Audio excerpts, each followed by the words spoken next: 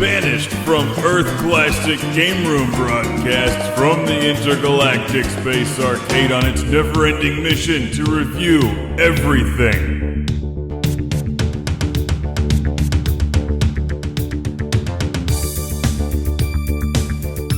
Welcome to Classic Game Room for the review of a game called Destination Earthstar on the NES. That's right, a game that could have easily been called Destination Trash Can. Let's take a look. You know what they say, if it's from Acclaim, it's got to be good. Wait, they don't say that, do they? Anyway, Destination Earthstar. I mean, it's better than LJN. Come on. This is a game that tries to combine two games into one and fails miserably at both of them, but succeeds in failing miserably at two things at once. So it's got that going for it. Let's take a look at what happens when someone tries to combine Star Raiders and Scramble on the NES. You end up with a game that you just don't want to play. So, each time you begin a game of Destination Earthstar, you're aimlessly drifting through space as slowly as possible, listening to the same repetitive song over and over and over again. Look, there's a little map on the left side of the screen. The things that look like zeros are planets, just ignore them. But don't ignore the fake Imperial Shuttle Craft. Blow them up for impersonating Imperial Shuttle Craft. When I was going to the taxi station to pick up pen. No, you weren't. Don't lie to me.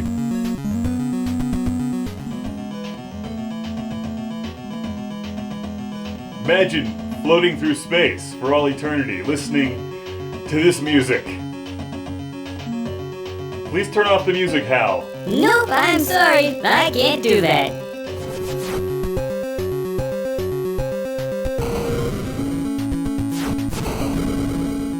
After you've successfully eliminated the imposters, the enemy base appears in the middle of the map and you fly there to experience the next part of Destination Earthstar, the part where you'll probably die. It's like a Transformer. The game is now a side-scrolling spaceship shooter, but not a very good one. I'm making fun of this without mercy, but it's like they missed the obvious things wrong with this game, like the developers never played it. Conceptually, it's pretty cool, right? You fly around space, explore worlds, some of them refill your ammo or lasers or whatever. You blow up a bunch of bad guys and then make your way to a cool side-scrolling spaceship shooter, right? Well, wrong. When it's all done poorly, the space exploration part of the game is way too slow and the combat is incredibly easy. So if you can fight your way through boredom to make it to the enemy base, you'll quickly find that the spaceship shooter sequence is damn near impossible. This is just the first level, which I memorized. The enemies attack you from all directions, so you're flying through the caverns, the enemies will crash right into you, you can't touch the walls or you explode, and then they'll attack you from behind. Which all seems really intense after you've just been floating through the depths of space for the past 5 or 10 minutes. And to make matters worse, if you are destroyed, you can't continue. So in order to play it again, you have to make your way through the boring space part of the game. Wake up! Come on, stay with me. Stay with me, we're almost there.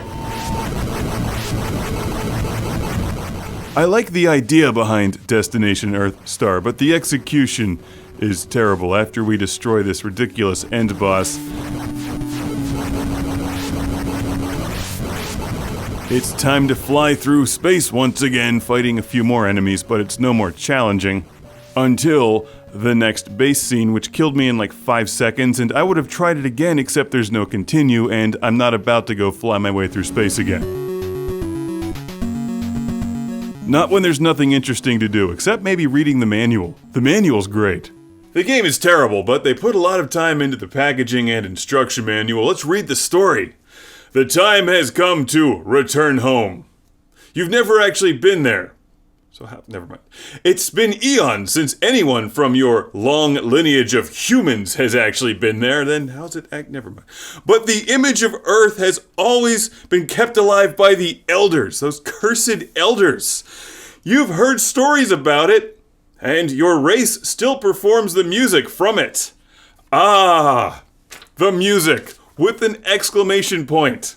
This is already better than the game. Even the Kojans seem to take on human-like qualities when they hear the music. Hopefully not the music from the game, because it's not very good. The Kojans are the ones who kidnapped an entire ship full of Earthlings.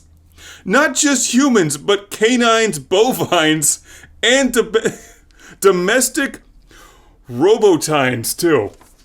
Domestic robotines.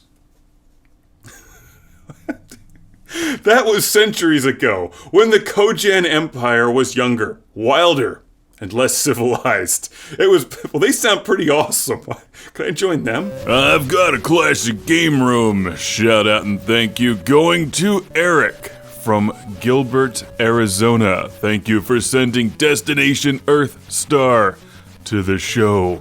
And that Atari Pro Wrestling game, I'll be reviewing that soon. Great packaging on this one. I love the box art and the instruction manual. Not so sure about the game, but this review was fun to make, so thanks again.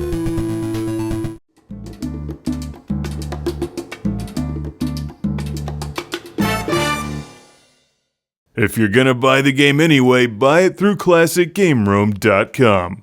Welcome to the Lord Carnage Club, being shouted from a turbo volcano! Let's thank these Patreon backers, starting with Jeff Breyer. Derek Langley. Michael and Ariana Nelson. Michael Fernandez. Steven Chucknick. Al Stever. Rick DeBarros. Jason Goy. Sergio Matthias Hergert. Chip Sankbale. Busy Signal. Sean Zoltek. Philip Straubenmuller. Jack Stavris. Ohad Kane. Ian Shore. You sure are awesome. And Tiago Pereira dos Santos Silva.